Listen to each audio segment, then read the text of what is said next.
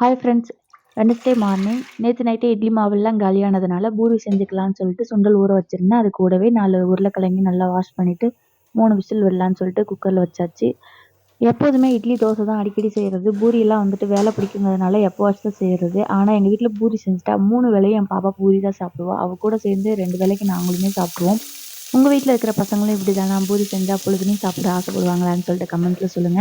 அப்புறம் அடுத்ததா வந்துட்டு பூரி மசாலா வந்து ஆல்மோஸ்ட் ரெடி ஆயிடுச்சு. பார்க்கும்போதே ரொம்பவே சாப்பிடணும்னு தோணுச்சு. எப்படா பூரி தேய்க்கிறதுன்னு சொல்லிட்டு நானும் வந்துட்டு ஆயில்லாம் சூடு பண்ணிட்டு பக்கத்துல சின்ன சின்ன உருண்டைகளா உருட்டி நான் வந்து பூரி தேய்க்கலான்னு சொல்லிட்டு ரெடி பண்ண ஆரம்பிச்சுட்டேன். எங்க வீட்ல பார்த்தீங்கன்னா, இப்போ 1 மாசத்துக்கு முன்னாடி வந்து பூரியோடைய அந்த தேய்க்கிற கட்ட வந்து உடைஞ்சிருச்சு. அது வாங்கறதுக்கு இன்னும் வந்து டைம் இல்ல. அதனால வந்துட்டு வீட்ல இருந்த பிளேட்ட கவுத்து போட்டு, இந்த மாரி வந்துட்டு பூரி தேய்ச்சு போட ஆரம்பிச்சாச்சு. இன்னைக்கு வந்து தம்பிக்கு 1 வயசு கம்ப்ளீட் ஆயிடுச்சு. ஆனா 10 மாசத்துல போட வேண்டிய ஊசிய அவனுக்கு இன்னும் போடல. அதனால போட கெளம்பணும். அடுத்ததா வந்துட்டு அதோடைய கன்டினியூட்டில பார்க்குறேன். Bye friends.